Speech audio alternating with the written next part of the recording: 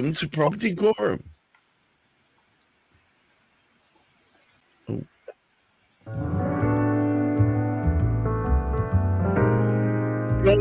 As you can see by the stalwarts of Property Quorum, of course, Chris Gilson of Woodhouse, Juliet Babwell of Gallagher, and of course, in no way bringing up the rear, Hamish McClay of Surgical Bay.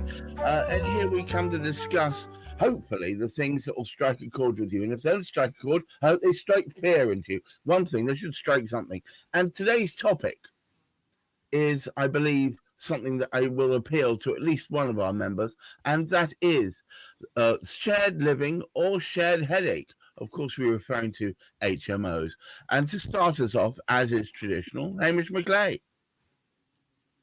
A great addition to the housing industry. I say housing industry, the housing sort of status, because it was helping a number of people get themselves into some kind of almost independent living, getting away maybe from mum and dad, whatever it was, just to get themselves started, moving sort of somewhere so they had a bit of control over their own lives.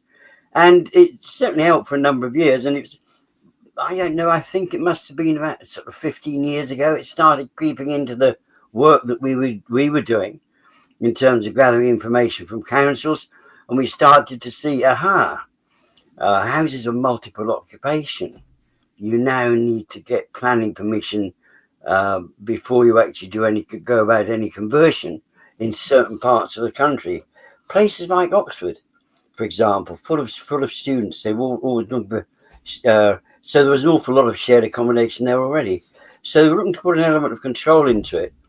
However, that isn't the challenge, because it has become ever more popular. Somewhere like Bicester, masses and masses of houses being built all the time, and a fair number of HMOs. I don't know what the proportion is. I don't know what the proportion of houses of multiple occupation happens to be, but it is a significantly enough number that one notices it. Now, what has actually sort of happened, whereas in some respects it was considered to be an ideal addition to the market, it's now considered to be an escape route for others, because it's somewhere that people can be put who shouldn't really be in this country. They're here illegally. But it's a good way of actually stashing them away somewhere, because certain government bodies have been given money to actually put them into such like sort of properties in preference to that of the local community. So there's two aspects to look at from that particular angle, but there's also, who does it actually benefit, these houses of multiple occupation? I don't know, but I'd pass over to a couple of experts who will be able to tell me. Right, now quickly, I'm going to start off with Juliet, because I'm going to save potentially the most riotous to last. We'll start with that. Juliet, HMOs, at one point reviled, and other points actually seen as the saviour of modern housing, given that there's an ever-increasing a number of people needing to be housed, and less houses available, given that nobody's building them really at a high rate, and that hundreds and hundreds of potential locations are stuck within this cladding nonsense. What is this? Is this a nightmare, or is this just a dim, distant saviour that we haven't quite made our way to yet? Well, I think when people look at it as a headache, they're looking at the sort of regulatory element of it, what they need to do to become compliant. And a lot of what I've seen, and I don't profess to be an expert, Chris has obviously been through all of it, but I've seen people try to stick people in houses, call it an HMO, and then the local authority needs to get involved. And that's why you have so much regulation, because they've tried to put people in places that were uninhabitable. So in a sense, every nook and cranny in a house where there is multiple occupation, you're trying to create another room, which is not within a certain size for an actual human, and you're shoving them in there. And so regulation has had to happen. And so what you've had is previously, there's something called the Article 4, where before an Article 4 comes into the play, you're able to convert your house into an HMO. And now you're seeing a lot of Article 4s in play, where the local authorities in specific areas are saying, you actually need to physically apply or formally apply for this license. And that's because people have abused the system insofar as trying to fit people into every which way. Where I do get involved is looking at restrictions on the title and whether a landlord can in fact convert a property, or someone who's buying the property can in fact convert it into an HMO when there's a restriction that says you can only use it as a single private dwelling or as a private dwelling. And that in itself has challenges. Well, I've done a little bit of stats for you, Chris, in the background. I thought you might be interested to know this. Did you know, I'm sure you're probably painfully aware, in England, there are currently 476,000 registered HMOs. Mm-hmm. The growth has been per year to this point approximately 2 to 2.3%. So healthy, I would say. In London, increased 5.4% over that same period, and West Midlands 8.8%. So further north, perhaps there's more of a appetite for it. This is the market you find yourself in by choice, and it's got its challenges. Yes. Those figures are probably just for the licensed HMOs as well. Anything that's 4 bedrooms or less won't require those licenses, so won't come into those stats most likely. But shared housing is not a new concept. It may have formalized over the last 40 years or so into being defined as an HMO, but it's not new. We've had bedsits, we still have bedsits. We have shared houses, we still have shared houses. We have student houses from back in the 60s, 70s and 80s that have morphed into this more regulated industry. And if you go back a bit further into the not so distant past, you used to have tenements, and these were massive shared properties, and they were actually owned by the church, covering huge square blocks. So, excuse me. Someone's trying to get But back then, Chris, people would be renting out in tenements by room. Yes, that's correct. Yeah. And again, not too long ago, those certainly in Liverpool, those massive tenements were times changed, and the city wanted to improve housing standards and conditions for its residents, and so they started to do building programs and rehouse the people out of the tenements, and then eventually when the tenements were empty, they got knocked down, demolished and repurposed as recycled land. Yes. But it's that process in between. We're kind of in that process in between again. So we're at the mercy of, it comes back to not having enough housing stock, enough building programs that are active. HMOs have prospered and formalized over the last 40 years because of that lack of investment in our housing stock. It's been a stopgap. So people, creative landlords and property investors and entrepreneurs who are in that property sector have thought, well, what can I do to improve housing conditions? Are you repurposing the existing housing stock that we have? Because building is so bloody expensive, or land is so expensive, or what people need at a larger level is so expensive that I just can't get into that. But there is a stopgap at this point in time, while the government has turned its back on everyone and is not doing the things that it needs to be doing, and is completely talking out of one side of its face when it's talking about these promises that it's going to deliver and doesn't. And there is a huge amount of demand there for housing. So that's the reason they exist in the first place. And it does cover a large number of different niches, different market segments who want to rent for these different properties. So an HMO is not just an HMO. If I was going to turn around a professional HMO targeting adults in their 20s and 30s now, that is not the same product that I would put students in. It's not the same product that I would use for general needs social housing.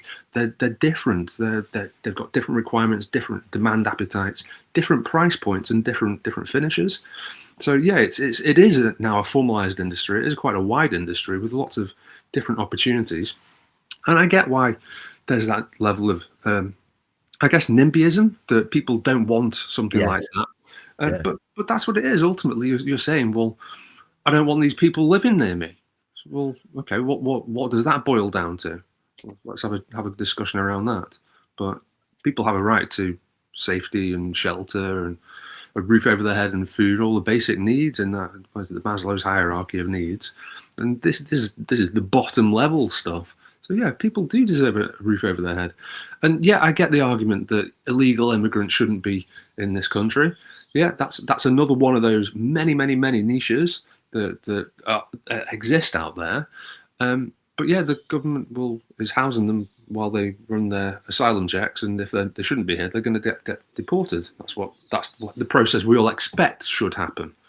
But that's just one tiny microcosm of the HMO industry.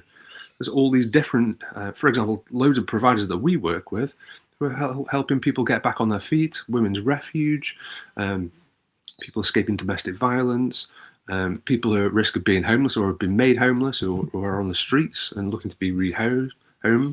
There are huge amounts of sections of the social housing spectrum that have need for these types of properties because there's not enough of the types of properties where most people desire and want to live, and it's a stepping stone. It's a place to live in the interim. I mean, I know there are mentions of the use of these things to salt away asylum seekers and so on. Is that a high proportion? I was under the impression it was actually quite a low proportion. I think it's quite low, actually. So we've got some experience in like an awareness of different organisations that operate with the central government, and who then they basically push it out to the private sector. There's a lot of pushback from the local authorities. It's all very political at that particular level, because it is an undesirable element from that political perspective, because it's constantly getting pushed in the media as a bad thing. And I mean, it's the main reason the central government will not run it in house, that they have to kind of outsource it. So yeah, that is a political hot potato. It is quite a painful point for both the central government, for local government, for people who there's been a war on migration for quite some time. Yeah, that, like I say, that is a small microcosm of why HMOs exist, and the number of HMOs that you quoted, near 500,000 that exist at the moment in this country. Actually, the only ones that are properly registered out there are 263,000. The rest are estimates from elsewhere. I did a little digging while you were talking in Liverpool, because I know that's your stomping ground, and it seems that stage one scoping, which is identifying wards with high private renting, and I would say 63% of homes privately rented. As you said, 58% are students in Liverpool. There's 3 unis here, so that doesn't surprise me. Right, exactly. And of which the highest amounts are in Greenbank, mostly students there. The stage 2 evidence, which is estimate of HMO shares of housing stock, shows that Kensington Fields has 45% of properties which purport to be HMOs, but that's only what's registered, as you said. The growth appears to have been dramatic since 2016 in Liverpool. Liverpool in particular, so the 2 areas that you cited, Kensington and Greenbank, Smithdown Road in particular, they're very close to the universities. They've always been the student areas. And then what happened after the capital of culture came through Liverpool is Liverpool was getting touted heavily across all international markets as the place to invest. So it became a hotspot. Right. So yeah, not just nationally, but internationally. So huge amounts of developments went up, and huge amounts of money came in. This is Gareth's tenuous link here, but since the big promotion that everyone should go to university, come rain or high water, is that what's pushed the huge rise in the growth of HMOs, for instance, in Liverpool? Funnily enough, there's been a huge amount of purpose-built student accommodation that's gone up in Liverpool that's actually decimated the HMO markets in Liverpool, but also caused it to concentrate into those core areas. Very interesting. Hamish, you are often seeing people doing searches, specifically searches for perhaps expanding or changing a building into being suitable for HMOs. Have you seen an uptick in that over the last, say, 5 years? Well, we did tend to see that side of it, to be perfectly honest. What we actually sort of see is in the information collected, because being hidden behind a screen almost, what we tend to see is the information held by the local councils. And as sort of indicated, and Juliet sort of pointed this one out as well, we're seeing more and more areas being subjected to an Article 4, which means that in order to obtain, I don't know quite what the ruling is now, but if it was a house, an HSO, house of several occupation, house of several occupation, I don't believe there is a need to put in that planning permission. It's something which has always existed. I remember back when I first qualified as a teacher that was the only opportunity that I had to live in somewhere like High Wycombe, if I was to go and teach in High Wycombe. But bit by bit, there are more and more councils we see adding in this particular, and particularly in London, because we used to cover an awful lot of the London boroughs as well. We would actually sort of see these Article 4s coming up, whereas when we first started 20 years ago, there were very, very few of them. It was a rare thing to actually sort of see, whereas, as I said, more recently, it's actually become, and when you actually think about it, there were, when we called them flats, depending on which part of the country you came from. I think further north they might be called tenements. Down here they were called sort of flats. But basically it was a sort of almost a bed and breakfast, but had the breakfast sort of type touch. And you just had loads of separate rooms. But items have changed. And interestingly enough, we have within 50 yards of where our house happens to be, there are 2 HMOs. And neither one of them, absolutely, but you barely see anybody. They are just really sort of part of the sort of fabric, sort of almost, and they're really sort of part of the community, because they'll sort of wave, say hello, and sort of all the rest of it, and absolutely no challenge whatsoever. That's, in fact, it's probably an advantage to have them as HMOs compared to some of the places that there are sort of just full of overfilled, like sort of Juliet suggested. But I do think a benefit to society. Right. Juliet, just I got a couple more figures. Massive increases in 1 year in places like East Devon, where it was 523% change uptick in the use of HMOs. Wandsworth in London, of course, 381. Wolverhampton 233. There's no real reduction in the popularity of HMOs. I can see it only as a force for good going forward. There's not going to be. I mean, you've got situations where the cost of living has gone up, and people need to find ways and means to live, especially if they're working in those areas. Sometimes it's more expensive to commute in than to do a sort of a shared living arrangement where you're sharing expenses, etc. It's too expensive to either go into your own house, etc. So the shared accommodation is the suitable alternative in terms of affordability, and they mightn't be stock either. So you may be looking for a property, etc. And I like the way Chris has put it. It's an interim stopgap, that helps people while they move on to whatever they need to move on to. You might be looking to buy, and you don't want to rush into it. So this sort of stopgap arrangement is a suitable type of arrangement if done well. So when looking at it, it's a bit of a balancing act. People need to be housed. Yes, they need to be housed correctly, so that correct proportions, the correct amenities, etc., are available to them. And I guess, in terms of these Article 4s, these local authorities need to find ways to make money as well. So it's one of those ways of, regulating, but also it's a form of income. So I'm not surprised with those statistics, Gareth, because it is, given this type of economy where salaries haven't increased, but the cost of living has, an HMO is a probable solution. Yes, amazing. I wish the government would read Laszlo's hierarchy of needs and probably take notice of that, but that ain't happening anytime soon either. Thank you so much, Juliet, and thank you all for watching today. And first, let me thank Chris Gilson, our resident expert. Property developer, Root Home, Hamish Clare of Search Convey, the search and specialist, and of course our tame legal eagle, Juliet Babulal of Gunner Cook. And to all you watching, please take note of some of these things. They are trends that are happening, and perhaps you might wake up to the idea that HMOs are not the big baddie that once they were, but they are in fact a possible actual solution to a problem that actually exists and will continue to get worse over time, or worse, continue to grow over time. Let's say that.